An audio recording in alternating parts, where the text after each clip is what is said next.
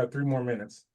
Yeah, so Gerald, what he does is he goes back and he edits this out, and so we don't have to deal with, the chitter chatter. Go straight, and then we upload it to our YouTube page, and then you have access to it, so you can copy it and do what you want to do with it, cut, paste, and use it your own way you want to use it. So that's our game plan.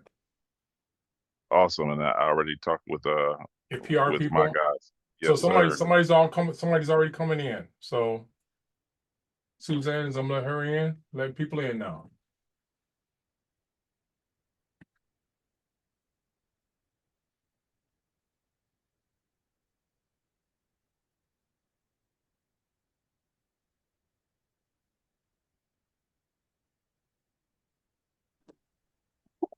Hey, Ajmal, it's Suzanne.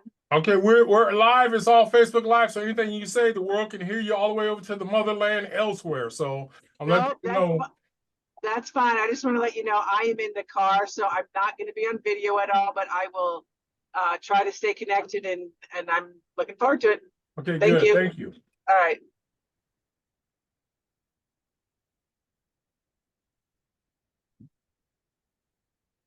So, Gerald, one of the things we would like to do as we move forward, we're going to start a massive advertisement campaign to get people to tune into some of these topics.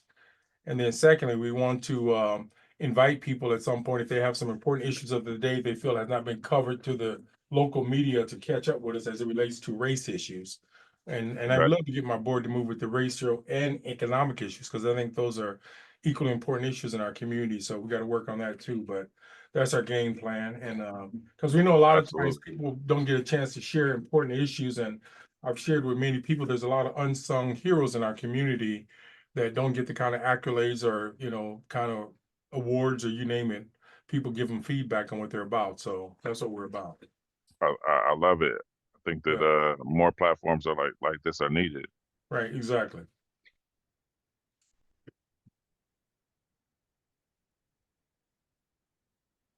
Got 1 minute to go, and then we'll start. All right.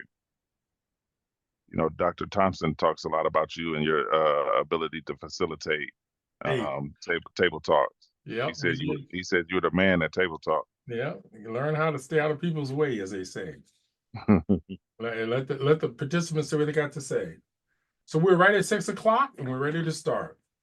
Welcome to another edition of Throwing Down Some Heavy Light. My name is Jamal Binding. I'm the chair of the board of movement and more movement for race equity here in Omaha, Nebraska. We also deal with a lot of issues with advocacy, as well as trying to get people to talk about issues related to social justice that relates to improving race relations, but also to challenge many of the racist issues. We consider ourselves an anti-racist organization, and probably one of the only organizations with that within our mission statement. So I'm going to start off today by giving a brief introduction to our guest speaker today, or guest presenter today. We're kind of excited to have him here. Gerald Kuhn is the Chief Executive Officer of the Learning Community of Douglas, Sarpy County. He's previously worked for the city of Omaha, and I know he attended the University of Kentucky State University, and also another college. Was it Mary Grown, I think? Mary Grow, he attended there.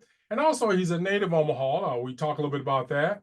He's been involved very much in early childhood education. Over the years, he's dealt with issues related to these issues in our community. I know he volunteers at various organizations, so on. And at one point, he was a board member of the Learning Community. So he may want to share a little bit more what that was all about. And again, the Learning Community is an organization that some of us may not know a lot about, but they deal with some of the educational deficiencies in North and South Omaha and Sarpy County and so on. And so what they're trying to do is help raise opportunities for families and children and students to do much better in our educational system. And it started some years ago, and Gerald will talk more about that. We invite him to offer a little bit more clarification, obviously, and also to help build up some networks as well as some information opportunities where people can participate in some of their programs. So, Gerald, welcome to Throwing Down Some Heavy Light, and we'd like to have you start off first by sharing with the participants a little bit more about yourself. Awesome. Thank you, Jamal. I am delighted to be here. I'm glad that you have this platform for people to get the real information and shed that light on the community. I'm Gerald Kuhn. I'm a believer in Jesus Christ, and without him, I would not have had the pleasure to be on your show. It was just through the power of prayer, grace, and mercy, as my grandmother would say. I'm a father of two boys, 12 and 8. I've coached football, basketball, and track in the North Omaha community since 2019. I played, growing up in Omaha. Professionally, when I was at the city of Omaha as the director of human rights and relations, one thing that I was really proud of is I created the restorative justice diversion program for the city of Omaha. That people who have been accused of some misdemeanor crimes would have the opportunity to have a productive conversation with the arresting officer, and hopefully all of the parties involved can restore the harm that was done. I also co-developed the Dr. Martin Luther King Living the Dream music, poetry, and dance competition with one of my mentors, Dr. Franklin Thompson, as the assistant director of human rights and relations for the city. So yeah, and I'm currently I'm the CEO of the learning community, and I'm just very excited to be here. Yeah. Now, one of the questions we oftentimes ask, and the first one up after that one is, why was a learning community program created, and what are your current objectives? Because many of us don't know what that's about. Awesome. Great question. Well, the learning community was created um, because of the educational gaps in achievement that finally was getting out, that we already knew, people of color already knew there was some severe gaps in achievement in the Omaha area. But there was some time in about 2008, I think there was a report done, a nationwide report that was done that showed that Omaha had huge gaps in educational achievement between kids in North Omaha and kids in West Omaha. Um, and the learning community was created by politicians to uh, work with all of those different the 11 different school districts to close those gaps in educational achievement. Wow, wow. Now, one question I want to ask you is, what are some of your current objectives? In other words, you alluded Oh, to that a little bit, but what are some things you're doing right now to maintain or improve that? awesome. So this year, so I've only been the CEO for about I was the interim CEO for a while, and then for about 9 months, and then I recently became the permanent CEO in September 1. So I'm new, but in the 9 months prior as the interim, I created District Initiatives 2.0, which is it's a program, well, not a program, but it's an initiative to have all of the 11 school districts work together and get a certain amount of resources from the learning community that they have to report to the learning community to show what they're doing to improve the gaps in achievement and educational achievement by their family Good. Um, engagement, either math, literacy. Yeah. okay. By the way, some people question your budget. How big is your budget, and how can Oh, one measure the effectiveness of that budget or comprehensive stewardship of what the outcome of what you do with your budget and so on?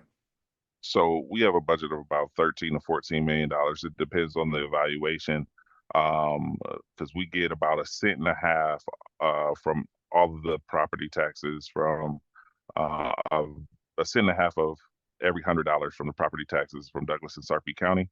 So yeah, I use those resources. I only can spend 10%. I have to spend 10% of that on just admin staff.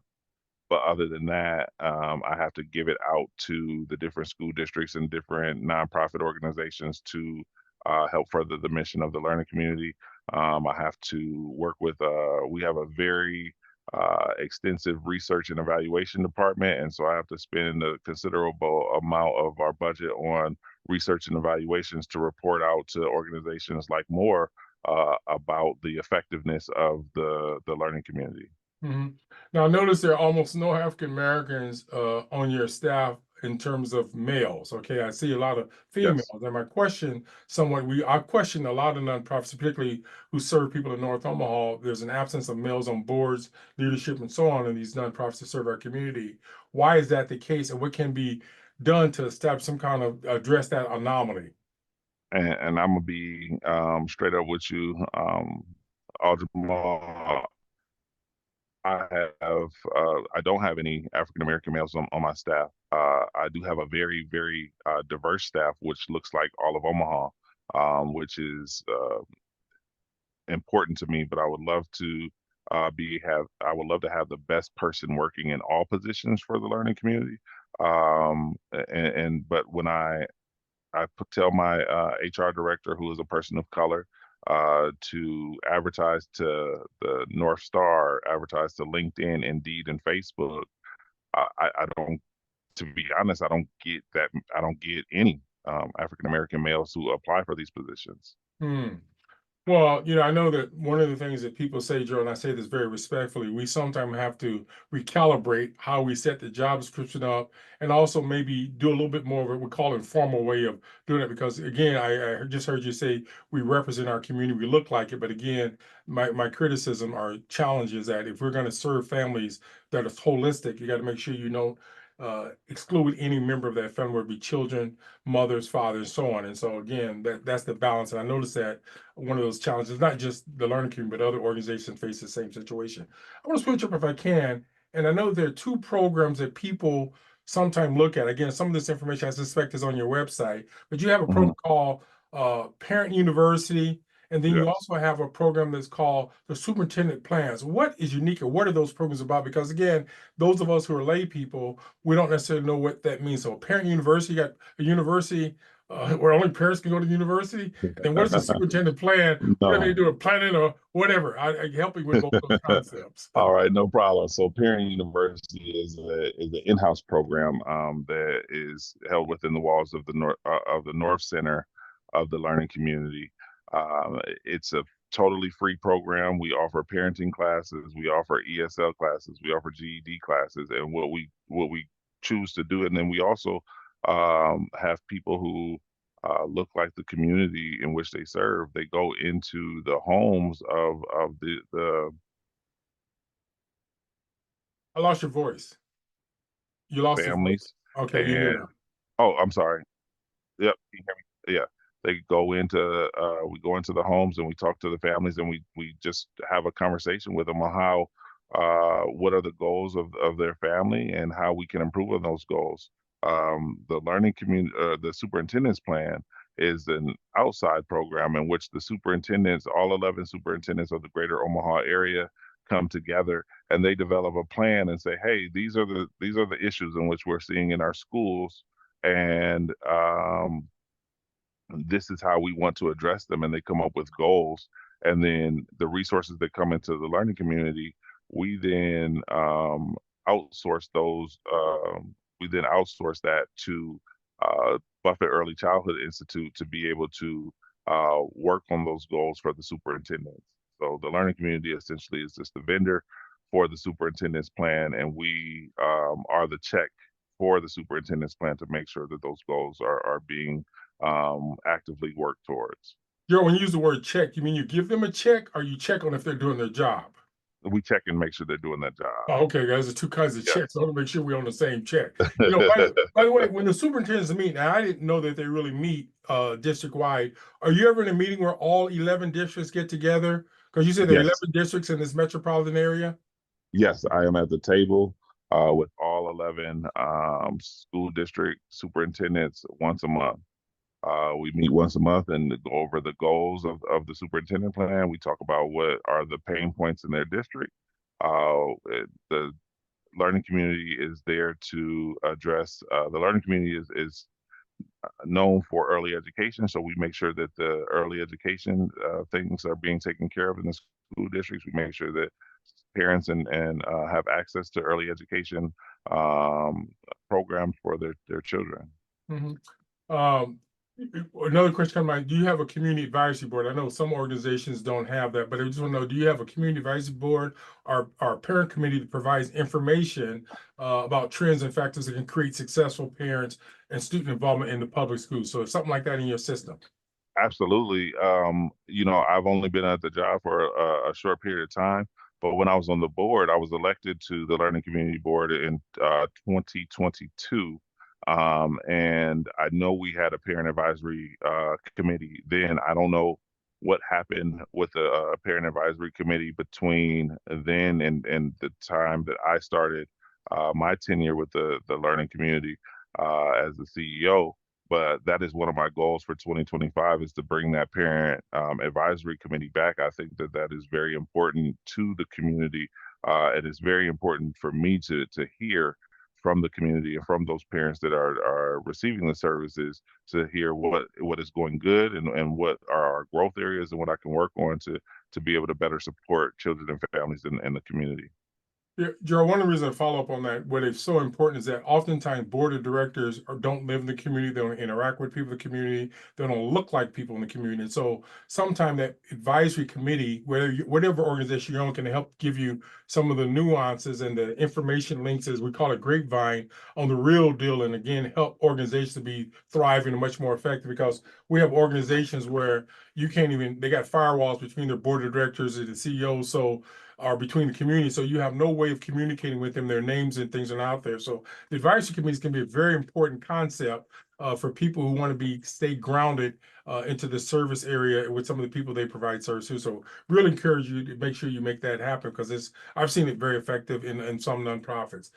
Other question I come up with you is, what criteria do you focus on the racial makeup of your staff and community service? So, example, some years ago, there was this conversation that we were going to serve people in Conestoga and in Kellam district or area, but then the I guess the learning community is county-wide, and I was criticizing or challenging, if we all pay taxes in that system, shouldn't we all get some kind of bit of a service? So my question Absolutely. basically is, what is your information of making sure that we serve these communities and there's some equity in our situation?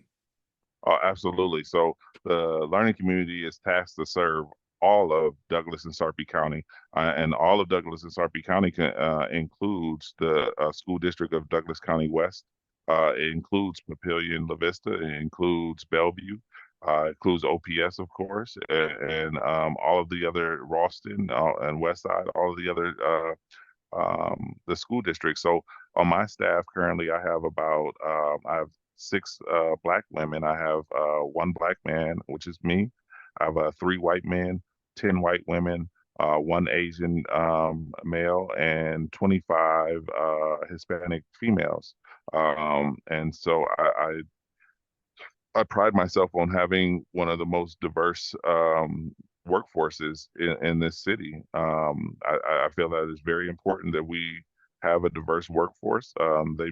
Everyone brings in their own expertise, and I want to continue to serve all of the families of Douglas and Sarpy County. Mm-hmm.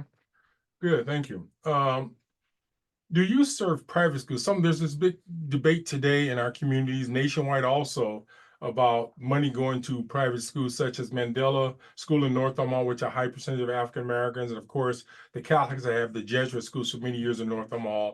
And there's this whole bone of contention, people raising that. So does the learning community reach into those two respective private schools that serve a high percentage of people of color, particularly African Americans?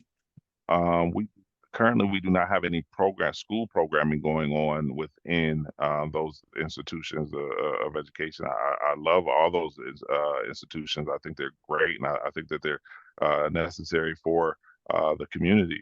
But currently, the learning community does not serve the children. We don't have any programs within the schools, but we serve families. So if a mother or father comes to the learning community who needs resources and services, we would not turn them down.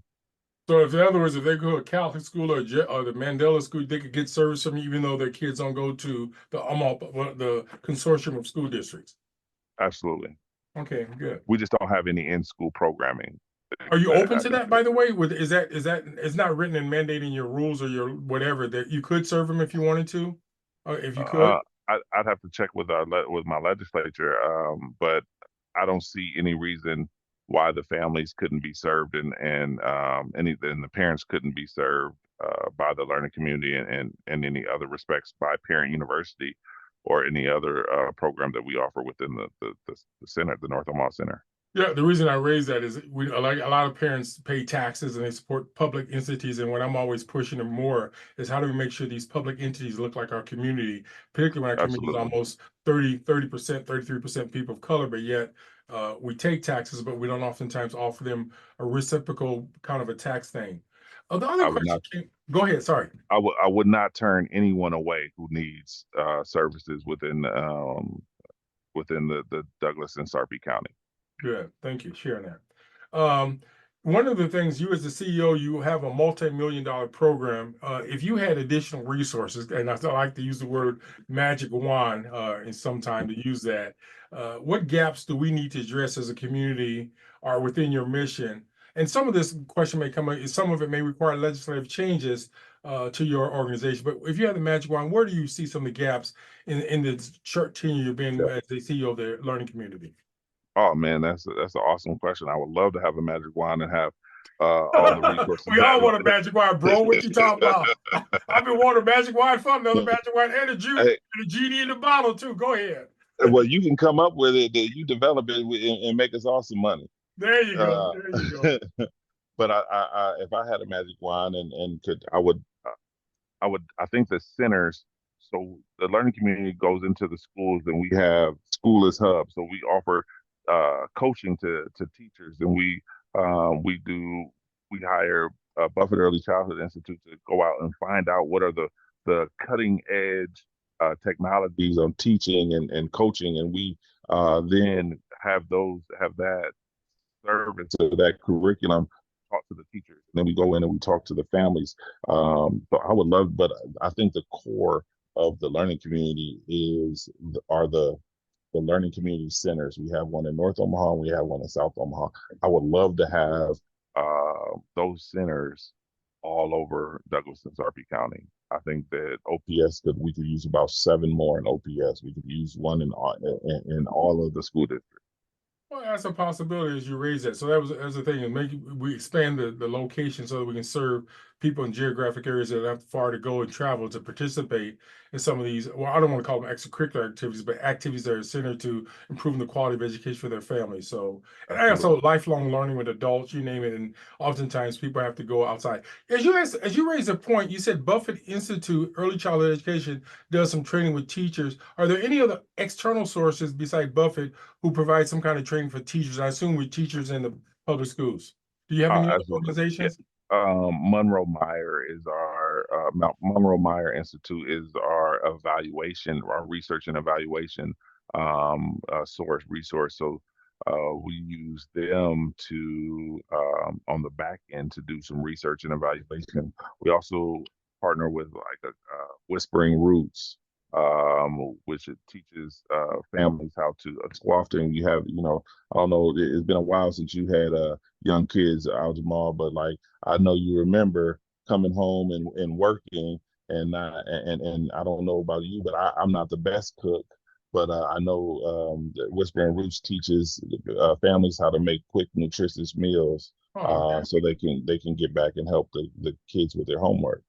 Okay. Well, I know one thing. I didn't need to teach on that one. My mother taught me how to cook and how to make sure we feed the kids and give them the cold shell and Lunchables and things that everybody else do. No, and we got a kids trade where they can cook themselves. In many parts of Africa, kids have to learn how to cook by the age of 8, 9, 10 years old. We obviously teach them how to do that. But yeah, we got to work on that because I know a lot of adults who don't know how to cook worth a lick. But we got to talk about that because there's some culinary schools here locally, but you don't need that. You look at YouTube and learn how to cook some good meals. But yeah, I hear you on that. One other question, you're participating on this More Busing conference we got on October 12th, kind of a shameless plug on our part. Yeah. Why is the learning community partnering with us on that event? We also have Inclusive Community, the Great Plains Black Museum, and again, some other organization may join us, but we got some great people join us. But why did you jump up quickly and say, hey, we want to help make that happen at our location. We want to help with that kind of organizational thing. But why is that important? Again, draw a link between what the learning community does and the significance of that busing case back in 1973 or 74.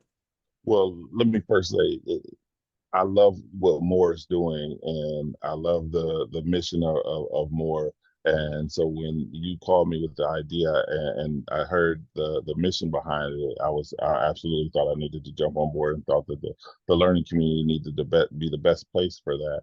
Because when the city of Omaha was going through busing and one city, one school, I think that that's part of the reason why the learning community was created, Okay. was to be the friend between the school districts. And I think that our community, things, you wouldn't think that things such as something as small as being how kids are bused to school and where they go could hold a community back.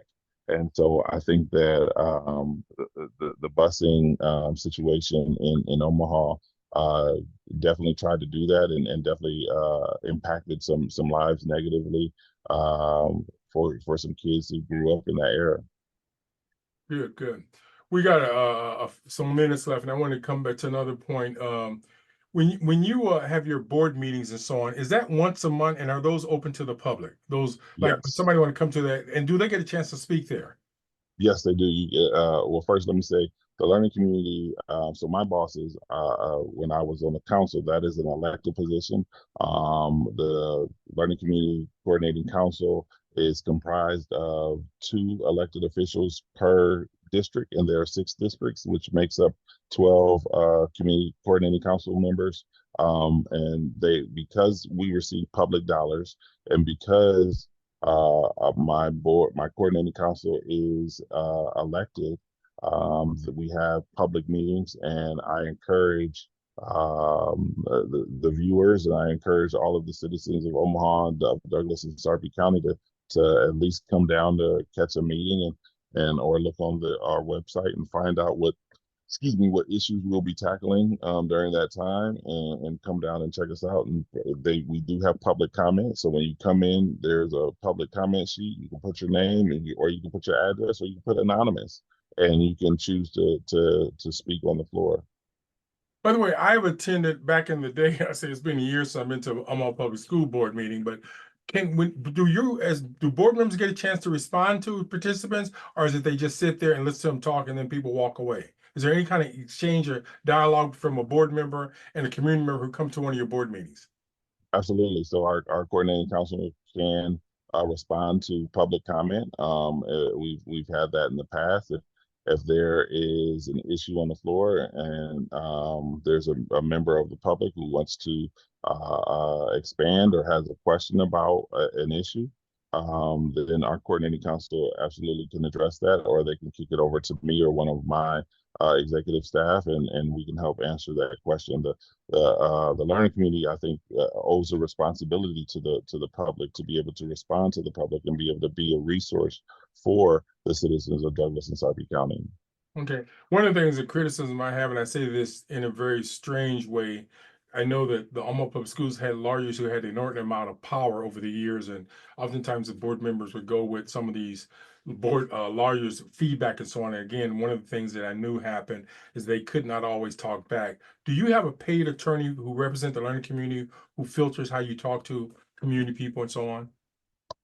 The learning community does have an attorney. We partner with a law firm here in town who is present, and we have an attorney that is present at all of our meetings, mainly to make sure that the structure and the integrity of the meeting is withheld within the bylaws and the statutes of the learning community. But the attorney does not filter what is said, and they don't filter me, and I didn't have to ask permission to be able to come on to your show. So I came on my own recognizance, and I wanted to be here. Right, because I like a helicopter flying, please helicopter use that term. I came on own volition. I was not handcuffed, and I like the way you said that. That is funny. In other words, somebody told me how to walk down the street. Because the reason I'm real critical of some boards is they got these attorneys who don't know quack about our neighborhoods and community, And some folks don't know how to talk to people in the community. And Right. they got a cone head mentality that, hey, this simple mom who's working with her family got a simple question. I don't mean a disrespectful simple mom, but an average mom from the community. We oftentimes use the word grass roots or grass tops, who Yeah. not coming in with a highfalutin vocabulary, and they have some basic questions. And sometimes Right. board members don't even respond back to them. They get frustrated, and they wonder why people don't show up at board meetings. Again, they may need to have some community forums and meetings where they talk, maybe on the record or off the record. But I haven't seen my board member in years, and again, no response to correspondence. But we need that from public people to make our systems much more democratic. So I throw that out as a little light, but also a little shade too. Well, I appreciate that, and I think that in order to be a good leader of an organization that is critical in the community and embedded in the community, you need to have someone who knows about the community, somebody who's been around the block a couple of times. I used to play for the North Omaha Bears organization back in the day, and we practiced right behind at the old, it's now called Blackburn, but it was called Flanagan back in the day. I grew up in North Omaha. I know the struggles of being poor. I know the struggles of being and growing up in a community and feeling like left out and feeling like there's gaps and knowing those gaps in achievement, but for people of color. And I mean, because there's a lot of poor white people. Right. So and there's a lot of and poverty doesn't discriminate. You either have or you don't have. Right. And I have to remind folks that Omaha is almost a microcosm of the United States in terms of racial makeup, as well as we have some poverty here. And if you look at North Omaha, it's not concentrated back. Again, when you have busing and desegregation integration, we're not combined we're not compacted in 5 square miles back in the day. And so you have Asians, and I noticed there are a lot of Latinos who live in North Omaha. There's some African Americans who live in South Omaha. Obviously, West Omaha, you got a little bit of everything, but we got to be careful not to think that one part of town, which we've done many years through the Media Act, like it's only one racial group. And again, you can't have it both ways. If you want integration and diversity, you can't turn around and tell people they can't move to whatever they can have a better quality of life. We're about ready to switch over to the audience or the participants here today. But before I do that, is there any other comments you want to make that we should have shared before we open it up to questions from the participants who are logged on our Zoom? And obviously, we got some folks on Facebook Live who are also watching this program. Well, I just want to say that one, I'm grateful to have the opportunity to be on your show, but I definitely want people to come down to the learning community. If you have any questions, feel free to call me, or email me, or just come down and show up. I'll be there, or I'll have somebody else there. If you want to talk to me, you can schedule a meeting, and I will meet with you. I will talk with you. I will handhold you if that is needed because I really believe that education is the key to any community to be able to move forward economically. And I want the citizens of Douglas and Sarpy County to be able to, I want a fair and equal playing ground for people in poverty and people who are not in poverty. Good. Well, folks, we're right up on 6:30, as you know. Batman has to pull his cape off, and we're going to switch into the participants to ask questions, raise concerns, anything you want to do with Gerald. So the mic is open. Anyone can share a question, comment, whatever, and he's available for questions for the next 30 minutes or comments.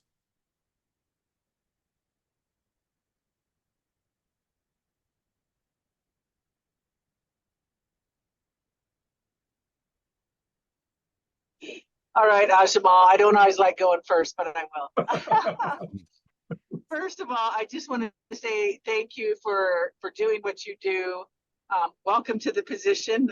You're obviously still brand new in this as a permanent role, so thank you for your commitment to the community. I am a mom of 2 kids and a foster mom to a third. 2 graduated from OPS this last year, and 1 is a junior who has switched to homeschooling this year, but was OPS. I am familiar somewhat with the learning community. I've always, I moved here from Arizona, so I've always been impressed that this kind of community exists. But I'm curious, you said the board meetings are open to the public, and not that I'm expecting these to be open to the public, but I'm really curious about the meetings once a month with all the superintendents. Like Oh, I can only imagine how fascinating that discussion is. Do you yeah. publish minutes, or is there a way to, or even if you just could share, like, what are those meetings like? I mean, when you Yeah. have a superintendent from DC West and a superintendent from OPS, you know, those Yeah. are very school districts, right? They're Yes. I mean, Yes. So I'm just curious about those meetings, kind of. absolutely. Well, first of all, Suzanne, I really appreciate you being a participant. It sounds like I can get some tips from you on how to be a parent. I have two boys, 12 and 8, and you have raised the gamut and are still doing it. So I commend you on doing it as Thank a you. parent. But though you are absolutely correct. It is my first time going to that they're called MOEC meetings, Metro Omaha Educational Consortium, Metro Omaha Educational Consortium. And that meeting, I will say when I first went, I was a little intimidated because I was the youngest person in the room. Two, I was the only person of color in the room. And three, it was just intimidating, a little intimidating uh, for all of the superintendents in that level um, to be at the table and them looking for my input as well. Um, but what I came to realize is all of the all of our superintendents in all 11 school districts have a student first mentality. They want to educate, and they want their school districts to be the best, and they want the best for children and families in their districts. Um, but those meetings are each person has a different way of getting there. And you're absolutely correct. The superintendent from OPS, Matt Ray, wonderful guy, great guy. And the superintendent from DC West, Dr. Melissa Ponchek, who runs DC West, both are amazing people, but they have similar problems. What you have, why the learning community works so well in North and South Omaha, the learning community centers, is because there's a high concentration of poverty. It would work well in Ralston, which has a high concentration of poverty. But what I've come to realize is those districts like DC West, Papillion, and Elkhorn, and Bennington, they have poverty too. It's in small pockets, whereas you have communities that are in poverty, in OPS in the in the Omaha area. But out there, you have in DC West, you have pockets of poverty, and they, Dr. Melissa Ponchek in DC West, she runs a great program because she has families that, kids, if they mess up a shirt or grow out of a shirt, their parents don't necessarily have the resources to be able to buy another shirt. So she has a school closet where kids can go get new shoes or get gently used shoes, and get gently used clothes, and it's used regularly. So I think that although the schools have different geographical locations, they all have similar issues. Yeah, I thank hope that answers the Thank question. you. Yeah, Yeah. thank you. That's good to know. And it's something that I would venture to guess a lot of OPS parents don't, I don't want to say they don't realize it, but it's right. You don't feel it. Yeah, Even you don't myself feel it. are probably, yeah, Yeah, you not don't feel coherent it. enough of that it does exist in those communities, even though we may not see it. Yeah, because you have the narrative and what you see on the news and everything negative that you see it always comes from the inner city, or most of the time, by and large. I won't say all the time, but by and large it does. Um, uh, um, but the issues are there, but the media exacerbates the issues of East Omaha. But they definitely have poverty and have crime that happens in the other districts. Yeah. Thank you. Cheryl, I see you have a question in the chat. Did you want to say it directly to Gerald? Or do you want us to read it?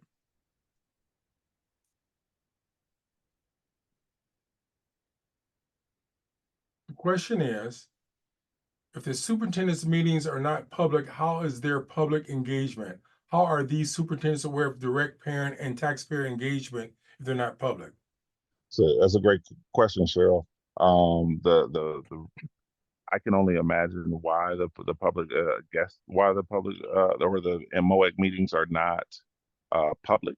The superintendents need a venue to be able, or a forum to be able to come and share ideas with other superintendents uninterrupted. But the time for those issues and for the community to voice their concerns or voice their issues with the community, or the community voice their issues with the superintendent, is at the school board meetings. And because those are public forums, and you can definitely go to any school board meeting within the Omaha area and hear what's going on in each individual school district. You know, Gerald, as she said that, or at least she typed it out, one of the things that hit me is that over the years when we did table talk and try to get people across the city to interact, because we obviously live in a very segregated, kind of apartheid, separate school city where people live in certain enclaves.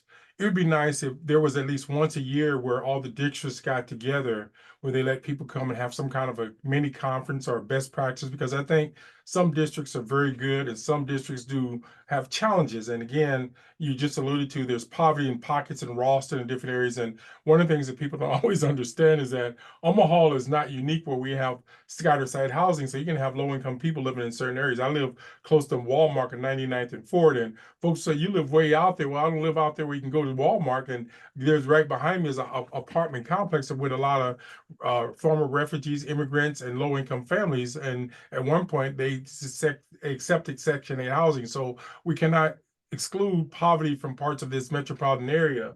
And so we need to, I think sometimes it'd be nice if we brought folks together, even if we call it a celebration, and say, hey, what are we doing good and how can we borrow from each other, which is in conjunction to what Cheryl said. How can we have input? Again, if I don't live in your district, you might say you shouldn't count, but I know over the years, people came to OPS and they sent their kids to private schools and make comments at board meetings and stuff like, hold it, what's your skin in the game? So again, we have to be conscious of all these issues out there, and we will not know it if we stay segregated or in isolated enclaves. I agree. You won't hear any comms for me if there was a public forum like that. I would welcome it, but I would also say that, you know, there needs to be a time where, you know, the superintendents can seek refuge within, because being a leader is very lonely and very it's a solo thing being at the top.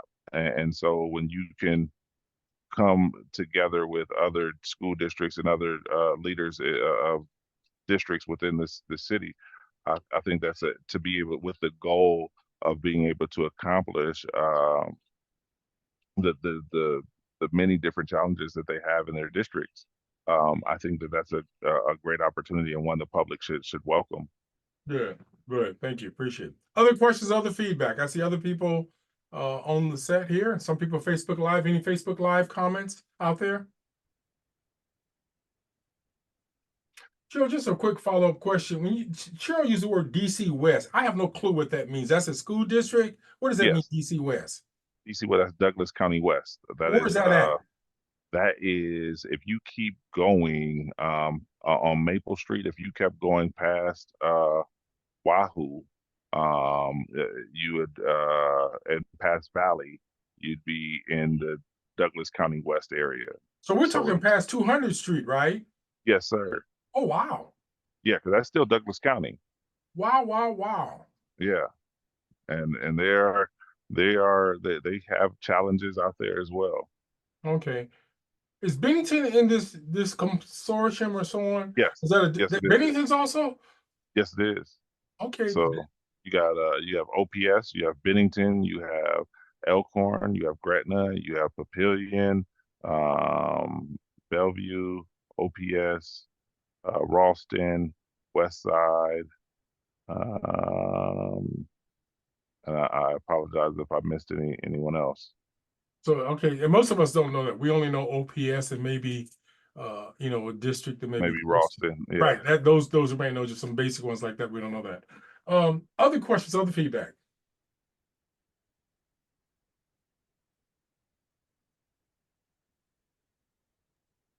One question at one point you raised earlier, and I was going to ask, you said you contract, you work with other nonprofits. How can other people come to your table? So in other words, you mentioned the Early Childhood Buffett Institute and so on, you work with them, and you mentioned some other folks, but how can an average nonprofit, if they wanted to partner with you, help improve the learning community or help improve opportunities for families in your circle of influence? I would suggest one coming to a coordinating council meeting once a month, and hearing what the learning community has to offer and hear what we're going through, and then they can either schedule a meeting with myself or my executive director. We are always looking. It has to fit within the logic model of our school district. I mean, of the learning community, and we want the school or the nonprofit to already be working with a school, so that way they can they're already, because the schools are one of our stakeholders. So we want them to already have a partnership with the school district. I don't understand this concept, logic model. Does that mean like stay within your box? What does that mean? Because, you know, we use logic for different reasons, different words. What's the logic model in your system? So our model is, in order to, I guess in this scenario, in order to partner with the learning community, we want you to be able to, our logic model is being able to have a partnership, our existing partnership, or at least being able to have a school district for you, as a vetted kind of nonprofit to work with within the learning community. You know, we have not talked about this, but you said earlier, I think we were talking previously, you mentioned about you have a PR firm that you work with. And one of the Yeah. questions that came to mind is, how do you communicate with your parents in your system? In other words, what kind of numbers are we talking? And let's say, for example, you want to get some information out. How would you get that out to the constituents? I'm not talking about professionals and so on. I'm not talking about grassroots Okay. folks in the system. The reason why I say Right. that is years ago, OPS used to send flyers home to children in their book bags to communicate with parents. And then now I've noticed they sometimes have robocalls for certain Yeah. emergencies. But my question is, how do we communicate to grassroots folks who may not have a computer and who may not always be having a cell phone, for example? So how do you communicate with your stakeholders? That's a great question, and it's a very challenging question. Even though there's multiple ways, like I could say uh, our website, our monthly meetings, You when say monthly meetings, you're talking about the council meetings, right? the council meetings, yeah. And so Okay. what I want to do is, one of the things that I want to do in 2025. I want to do exactly what we're doing right now. Is I want to put our council meetings online and get a YouTube channel and put our council meetings online, so the public can view our council meetings from their phone and all of that. I would love to be able to. Some school districts are a little bit more friendly than others. If there's something that needs to go out about the learning community or what's going on, then we'll send a mailer out to everyone, a database that we have, for anyone who currently is a participant within the learning community. But we'll ask the school district to send something out as well if there's a mass communication that needs to go out. You know, one of the reasons I think it's important, back in the day, we used to do bulk mailing at my nonprofit or the nonprofit I worked at, where they would send out a letter and it would cost maybe a fourth of the amount of what a regular stamp was. And now that we're charging 73 cents for a letter, I'm like, who can afford that to mail a formal letter? I love mailing letters with note cards and so on. So somebody said you have to start using PDF and emailing people because you can't afford it. And then sometimes it could take 3 to 4 days or a week to get a letter across town, where back when we were growing up, you get the letter, you mail it that afternoon, it might be in somebody's mailbox the next day, because we had very efficient mail postal service back in the day in Omaha. Today, it's a whole different agenda. I did find out from somebody, I'm not going to mention University of Nebraska, Omaha, where you mail a letter back in the day and it went directly to that institution. Now they got a sorting room at another location. It could take like 4 days to get back to that department. So Oh, there's some wow. challenges because they want to centralize it, but the challenge is that you don't get letters as quickly as you used to Yeah. by having that centralized department. I don't know what they were thinking of. But my point is, it's 73 cents a stamp. There are a lot of folks who are not going to pay 73 cents a stamp to write your note card, to write your formal letter. They're going to either call you up or text you or email you. And we got to figure out how to way to get families and people to communicate more effectively with the changing digital world. And we saw that during COVID-19. So there's some creative things out there. Another organization, they had text messaging. They got people's cell phones and was able to do a mass text message to people about certain community events. So it was very nice. Well, has that stopped it or slowed down your business of sending out letters, Brother Aljamal? Because I know you are known for your letters and your creative grammar within the letter. So has that slowed you down, or will that slow you down?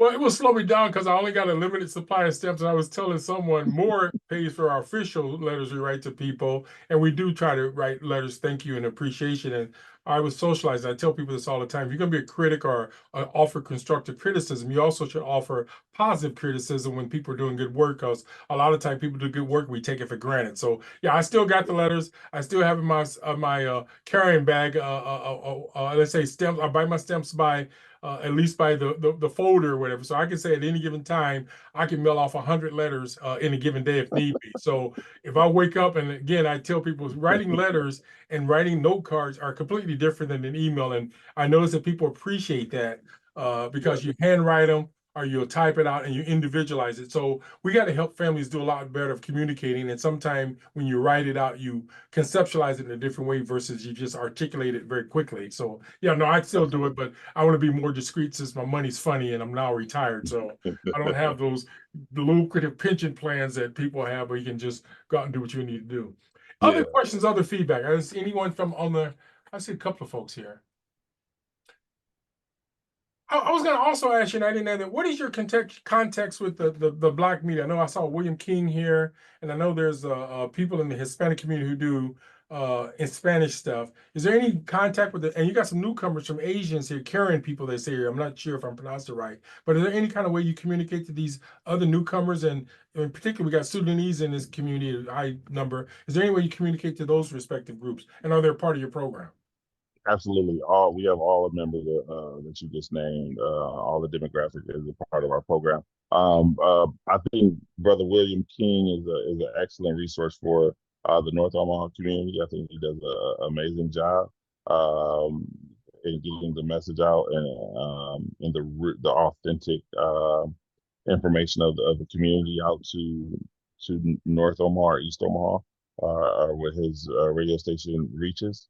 I also think that even though letters are a good way, Brother Aljamal, but I think word of mouth travels so fast.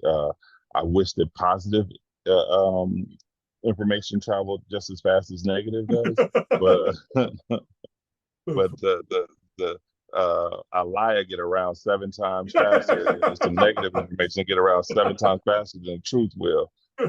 So, but yeah, I definitely think that we need to continue to have. I think that the East Omaha, one of the great things about East Omaha, and I'm talking North and South, is our connectiveness and our network within our community of North and South Omaha. So information travels fast. By the way, you raised earlier, and I think I heard you say you want to start a youth advisory committee? I want to start a parent advisory committee. Oh, parent advisory. Okay. Yeah. Gotcha. Yeah. And that would take place next year in your planning process? Absolutely. I want to get all the parents and participants, and not all the parents, but whoever wants to participate, who is a participant of the learning community, and I want them to have their own board and their own governance. And I would love for them to hear, because you know, I work every day for the betterment of the learning community, and sometimes I don't get an opportunity as much as I would like to be able to come down to the to the to the operations on the day to day as often as I would like to have my ear to the ground. So I would love to be able to have a group of parents that I can meet with on a pretty regular basis that can, one, keep me grounded, and two, provide me with the information to make our community better.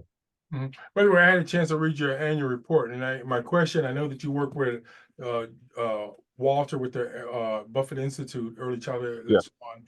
Is that report comprehensive on all the things that you do? Like, in other words, if somebody read the report who was new to Omaha or new to the learning community, would that be what you call an adequate snapshot of what you guys do in a given year? that would be an adequate snapshot of what uh, Buffett Early Childhood Institute does for the learning community. It does not, it wouldn't be comprehensive because it doesn't take into account all of the programming and all the things that we do in-house for the learning community. But it How would I does, learn? How would somebody learn that thing? Because I had a chance to read it, and that was one of my questions. It was written, it was very nicely put out, glossy, you name it, they do it year to year. yeah, yeah. But how do I drill down to get some of the things you've said today? Because some of the things you said today, Gerald, I've never heard of before. And again, I've been a lifelong member of this community. Yeah, I think that the best way, and we'll do a better job in 2024, 2025 in the fiscal year. I'll do a better job of getting that information out. But I you know, our annual report will be best. But Monroe Meyer, who does our evaluation, she will come out with a report in November that has all of that information. Okay. The I'll reason make sure you get a copy. okay, I'll make sure you get a letter after that copy. You know, Yeah, one of the things that I had a conversation with the director of Sparks North Star recently, and we had a wonderful conversation about we got to do a better job of bringing our community together and also giving people a chance to read our material and, as Malcolm would say, deconstruct it so that people at you know, again, at sixth grade or eighth grade or 10th grade, whatever level, can understand it. Because sometimes we'll write these reports aimed at funders, or we may aim it at the academians and so on. yeah, And again, if we're talking about helping parents to grow and be much more participatory, we got to, as Malcolm would say, deconstruct it, make it plain. And so I look at some stuff and I hear people use different jargon and language, and I don't know what they're saying. And again, I have somewhat a little bit of a formal education, but I just think we got to do a better job to make sure our written publication, not that it's dumbed down, but at least be coherent. no, It's not full it'd of be. jargon and stuff. I agree with that because I mean, I tell my staff and I tell the vendors and anybody that works with the learning community when they provide a report, because I make sure that anybody that provides a report to the learning community, that they not only have a PDF or a written, that glossy version of their report, but I make sure that they come and do a presentation for the public to hear at our coordinating council. And when I talk to them beforehand, I tell them to make sure that they use language that a seventh or eighth or ninth grader can understand, There because you go. as I tell people I don't have that colorful language that can make it sound like that. So please, you gotta be real and authentic with me. Wait, don't throw those shade at us who know a big word. I got a thesaurus. I look up big words just to impress me. But anyway, all kidding aside. Joe, we're down to our last 5 minutes, and I want to give you a chance to have any closing comments you may have for the participants and other folks who will watch this. Again, we get a hype since the folks who watch our stuff on Facebook Live and also go on our website. So any other comments you want to add to this discussion?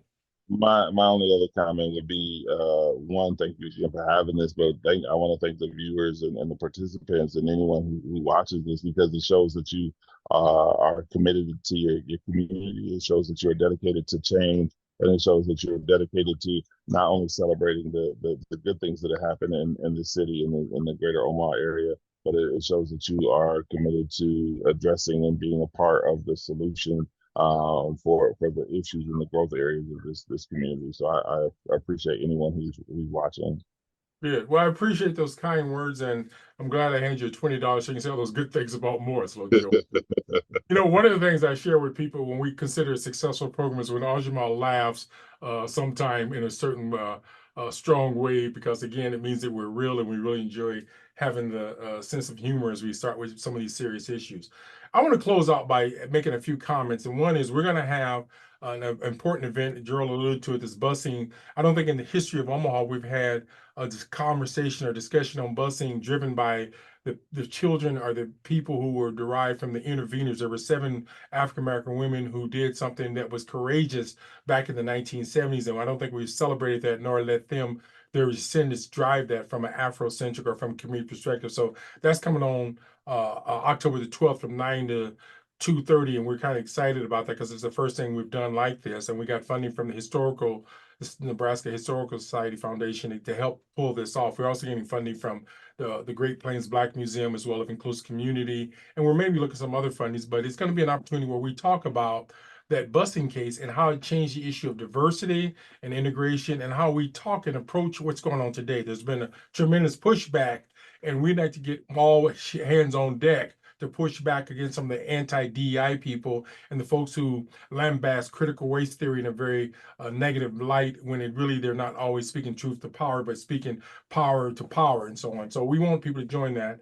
The other issue I want to throw out is that we're going to have a book discussion on the 25th of this month, and it's going to be held at Fabric Lab at 24th and Lake. We'd like to have people join us, but it's going to talk about trauma and the issue that the book is called Grandma's Hand. And so we at Moore is trying to bring people together to have conversation and build community. And some of this has to be done face to face. Again, some of these events will telecast via Zoom and Facebook Live, but we're going to try to see if we can return back to the pre-COVID days where people got together and from other parts of the city and dealt with that. So that's something we'd like to have you join us, and join us also on our website to see and sign up for these events. So we're really excited you joined us here today. We appreciate Gerald for coming out, and I think it's the first time in the history that a CEO from the director of the learning community has participated with more in a kind of a grassroots event like this. So we hope there are other opportunities that we can share, as we say, to bring our worlds together.